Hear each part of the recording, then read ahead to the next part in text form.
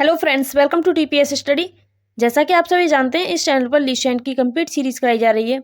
आज हम सभी इस वीडियो में पॉलिटी का 8 टॉपिक, जिसका नाम है संविधान के अनुच्छेद, इससे बनने वाले सभी मोस्ट इंपोर्टेंट प्रश्नों को पढ़ेंगे जो बार बार परीक्षाओं में पूछे जाते हैं। और लीशेंट बुक जो कि सभी परीक्षाओं के लिए रामबाण साबित होती है। ज्योग्राफी एंड साइंस की वीडियोज अपलोड कर दी गई हैं, एक बार प्ले लिस्ट में जाके अवश्य देखें। सब्सक्राइब करें TPS study and bell icon को प्रेस करें। चलिए देखते हैं। पहला प्रश्न है, संविधान सभा द्वारा अंतिम रूप से पारित संविधान में कुल कितने अनुच्छेद तथा अनुसूचियां थीं? तो आपका उत्तर हो जाएगा ऑप्शन सी। अंतिम रूप से पारित संविधान में जो है वह 395 अनुच्छेद थे और 8 अनुसूचियां थीं। अगला प्रश्न है, वर्तमान समय में भारतीय संविधान में गणना की दृष्टि से कुल कितने अनुच्छेद और अनुसूचियां हैं? तो आपका उत्तर हो जाएगा ऑप्शन बी। भारतीय संविधान में गणना की दृष्टि से वर्तमान में 395 अनुच्छेद हैं और 12 अनुसूचियां हैं। अगला प्रश्न है, वर्तमान में भारतीय संविधान में धाराओं की कुल संख्या कितनी है? तो आपको बताना होगा कि वर्तमान समय में भारतीय संविधान में धाराओं की संख्या कितनी है। तो आपका उत्तर हो जाएगा इसमें ऑप्शन बी 395। अगला प्रश्न है, संविधान के किस अनुच्छेद में यह अंकित है कि इंडिया अर्थात भारत राज्यों का एक संघ होगा? तो इसमें आपका उत्तर हो जाएगा ऑप्शन ए, अनुच्छेद 1 में। अनुच्छेद 1 में अंकित है कि इंडिया अर्थात या भारत राज्यों का एक संघ होगा। अगला प्रश्न है, संविधान के अनुच्छेद 1 में भारत को क्या कहा गया है? तो अनुच्छेद 1 में भारत को राज्यों का संघ कहा गया है। अगला प्रश्न है, भारतीय संविधान के किन अनुच्छेदों में नागरिकता संबंधी प्रावधान है? तो आपका इसमें उत्तर हो जाएगा ऑप्शन बी, अनुच्छेद 5 से 11 में नागरिकता संबंधी प्रावधान है। अगला प्रश्न है, निम्नलिखित में से किन अनुच्छेदों द्वारा भारतीय संविधान नागरिकों को मूल अधिकार निश्चितता प्रदान करता है? तो आपका इसमें उत्तर हो जाएगा ऑप्शन ए, अनुच्छेद 12 से 35 द्वारा भारतीय संविधान नागरिकों को मूल अधिकारों की निश्चितता प्रदान करता है। अगला प्रश्न है, नौकरियों तथा शैक्षणिक संस्थाओं में समाज के कमजोर वर्ग के लिए आरक्षण उपलब्ध कराने के लिए केंद्र सरकार को संविधान का कौन सा अनुच्छेद अधिकार प्रदान करता है? तो आपका इसमें उत्तर हो जाएगा ऑप्शन बी, अनुच्छेद 16। अगला प्रश्न है, भारत के संविधान का निम्नलिखित में से कौन सा अनुच्छेद अस्पृश्यता का उन्मूलन करता है तथा किसी भी रूप में इसके आचरण का निषेध करता है? तो इसमें आपका उत्तर हो जाएगा ऑप्शन सी, अनुच्छेद 17। अनुच्छेद जो 17 है वह अस्पृश्यता का अंत करता है। अगला प्रश्न है, भारतीय संविधान का कौन सा अनुच्छेद राष्ट्रपति पद के लिए पुनः निर्वाचन की योग्यता निर्धारित करता है? तो इसमें आपका उत्तर हो जाएगा ऑप्शन डी, अनुच्छेद 57। अनुच्छेद 57 जो है वह राष्ट्रपति पद के लिए पुनः निर्वाचन की योग्यता निर्धारित करता है।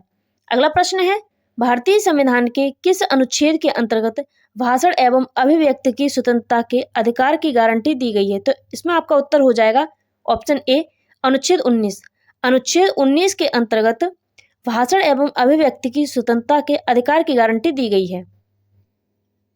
अगला प्रश्न है, भारतीय संविधान के किस अनुच्छेद में प्रेस की स्वतंत्रता दी गई है?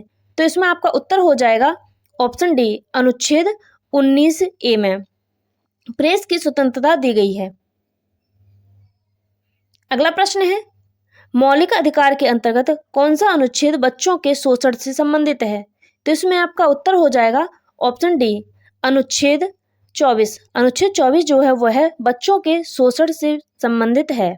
अगला प्रश्न है, भारतीय संविधान के किस अनुच्छेद में अल्पसंख्यकों के हितों के संरक्षण की व्यवस्था की गई है? तो इसमें आपका उत्तर हो जाएगा ऑप्शन बी, अनुच्छेद 29। अनुच्छेद 29 के अंतर्गत अल्पसंख्यकों के हितों के संरक्षण की व्यवस्था की गई है।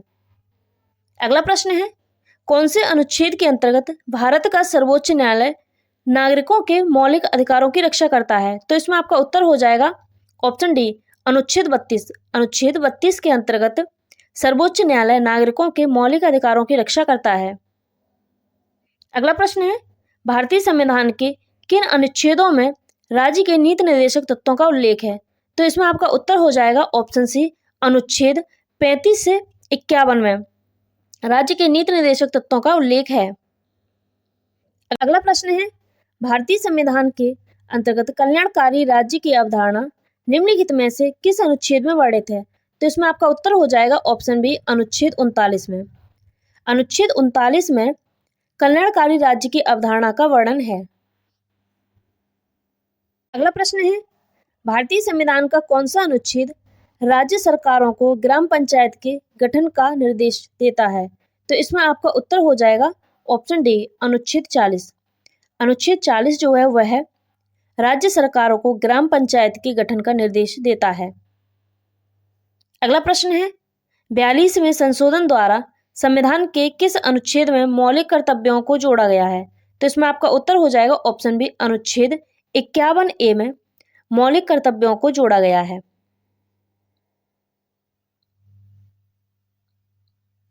अगला प्रश्न है, भारतीय संविधान के किस अनुच्छेद में मौलिक कर्तव्यों की चर्चा की गई है?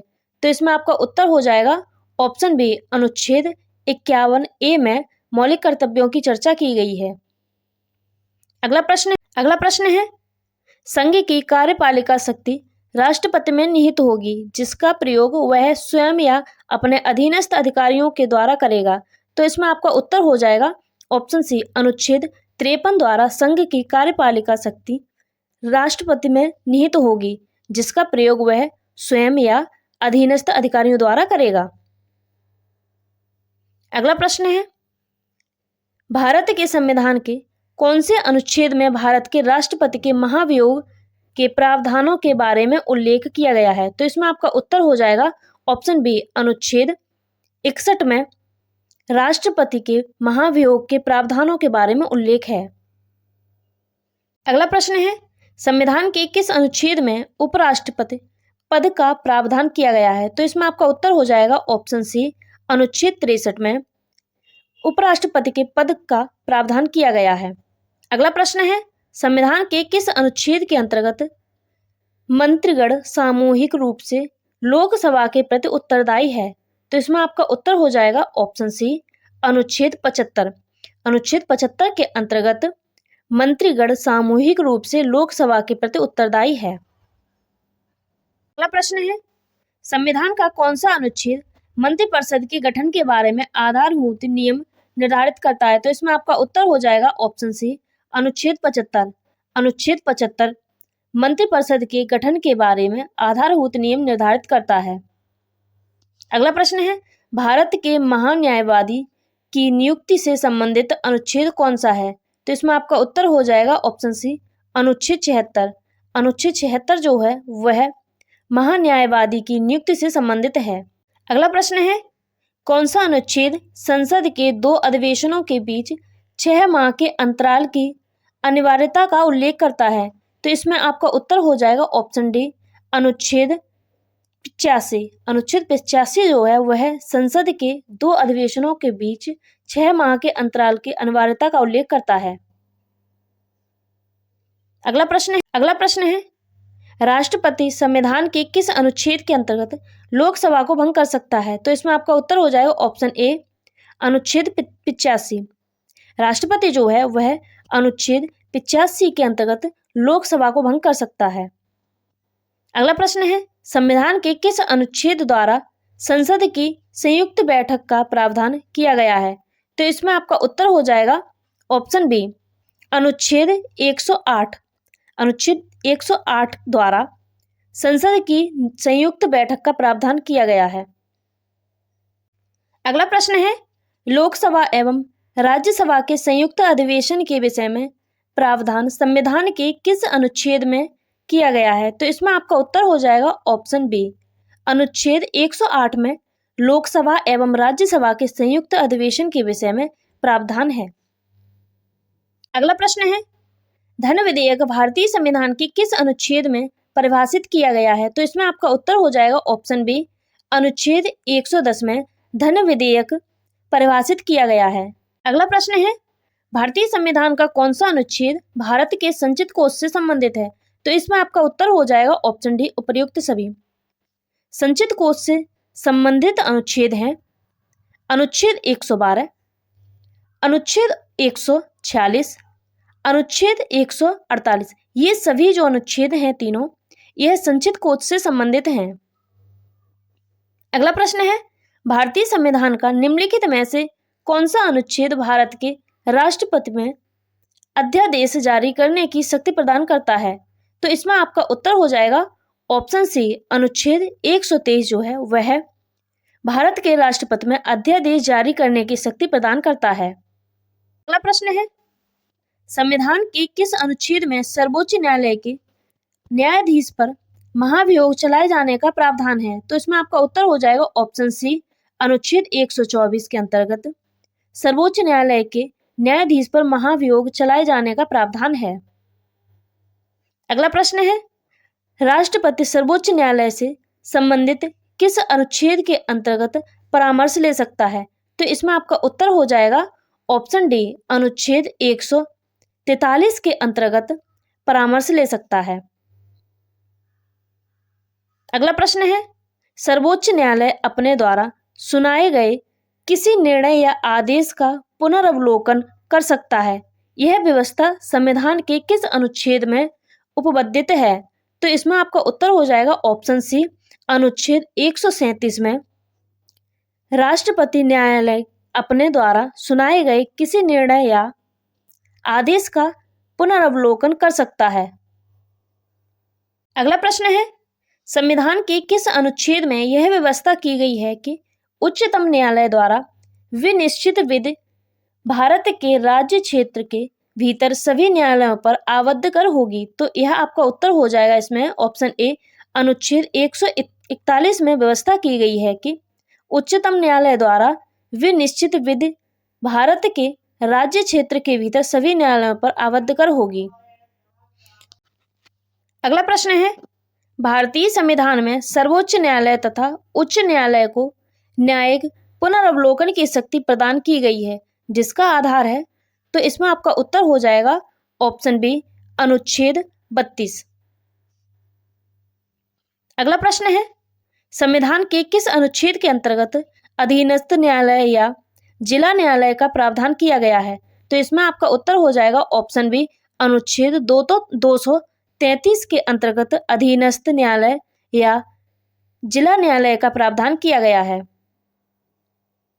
अगला प्रश्न है, भारतीय संविधान का कौन सा अनुच्छेद संवैधानिक प्रावधानों की संघीय संसद राज्य विधानपालिकाओं द्वारा बनाए गए नियमों कानूनों पर प्राथमिकता प्रदान करती है? तो इसमें आपका उत्तर हो जाएगा ऑप्शन सी, अनुच्छेद 245। अनुच्छेद 245 संवैधानिक प्रावधानों की संघीय संसद राज्यपालिकाओं द्वारा बनाए गए नियमों कानूनों पर प्राथमिकता प्रदान करती है। अगला प्रश्न है, किस अनुच्छेद के तहत अवशिष्ट शक्तियां केंद्र के पास हैं? तो इसमें आपका उत्तर हो जाएगा ऑप्शन डी, अनुच्छेद 248 के अंतर्गत अवशिष्ट शक्तियां केंद्र के पास हैं। अगला प्रश्न है, राज्यों द्वारा प्रार्थना करने पर भारत की संसद उन राज्यों के लिए किस अनुच्छेद के अंतर्गत कानून बना सकती है? तो इसमें आपका उत्तर हो जाएगा ऑप्शन बी, अनुच्छेद 252 के अंतर्गत राज्यों द्वारा प्रार्थना करने पर भारत की संसद उन पर कानून बना सकती है। अगला प्रश्न है, भारतीय संविधान के अंतर्गत निम्नलिखित में से कौन सा अनुच्छेद संसद को राज्य सूची के विषय में संबंध में विधि बनाने की शक्ति प्रदान करता है? तो इसमें आपका उत्तर हो जाएगा ऑप्शन डी, अनुच्छेद 249 के अंतर्गत संसद को राज्य सूची के विषय में संबंध में विधि बनाने की शक्ति प्रदान कर सकता है। अगला प्रश्न है, भारतीय संविधान के किस अनुच्छेद के अंतर्गत अंतर्राष्ट्रीय समझौतों को प्रभावी बनाने हेतु संसद राज्य सूची के विषय पर कानून बना सकती है? तो इसमें आपका उत्तर हो जाएगा ऑप्शन डी, अनुच्छेद 253 के अंतर्गत। अगला प्रश्न है, केंद्र राज्य के प्रशासनिक संबंध भारतीय संविधान के किस अनुच्छेद में वर्णित हैं? तो इसमें आपका उत्तर हो जाएगा ऑप्शन ए, अनुच्छेद 56 से 263 के अंतर्गत केंद्र राज्य के प्रशासनिक संबंध का वर्णन है। अगला प्रश्न है, संविधान के किस अनुच्छेद के अंतर्गत केंद्र सरकार राज्य सरकारों को निर्देश दे सकती है? तो इसमें आपका उत्तर हो जाएगा ऑप्शन ए, अनुच्छेद 256 के अंतर्गत केंद्र सरकार राज्य सरकारों को निर्देश दे सकती है। अगला प्रश्न है, अंतरराज्यीय परिषद के गठन का प्रावधान संविधान के किस अनुच्छेद के अंतर्गत किया गया है? तो इसमें आपका उत्तर हो जाएगा ऑप्शन सी, अनुच्छेद 263 के अंतर्गत अंतरराज्यीय परिषद के गठन का प्रावधान किया गया है। अगला प्रश्न है, भारतीय संविधान के किस अनुच्छेद के अंतर्गत वित्त आयोग के गठन का प्रावधान किया गया है? तो इसमें आपका उत्तर हो जाएगा वित्त आयोग के गठन का प्रावधान ऑप्शन बी, अनुच्छेद 280 में किया गया है। अगला प्रश्न है, संपत्ति का अधिकार संवैधानिक अधिकार है, यह बताया गया है। तो इसमें आपका उत्तर हो जाएगा ऑप्शन डी, अनुच्छेद 300 के क में बताया गया है कि संपत्ति का अधिकार संवैधानिक अधिकार होगा। अगला प्रश्न है, भारतीय संविधान के किस अनुच्छेद में नैसर्गिक न्याय के प्रसिद्ध सिद्धांत सुनवाई के अधिकार का समावेशन किया गया है? तो इसमें आपका उत्तर हो जाएगा ऑप्शन डी, अनुच्छेद 311 में सुनवाई के अधिकार का समावेशन किया गया है। आज की क्लास को यहीं समाप्त करते हैं। आगे के प्रश्नों को हम सेकंड पार्ट में पढ़ेंगे। वीडियो अच्छी लगी हो तो लाइक करें, चैनल को सब्सक्राइब करें। Thank you for watching.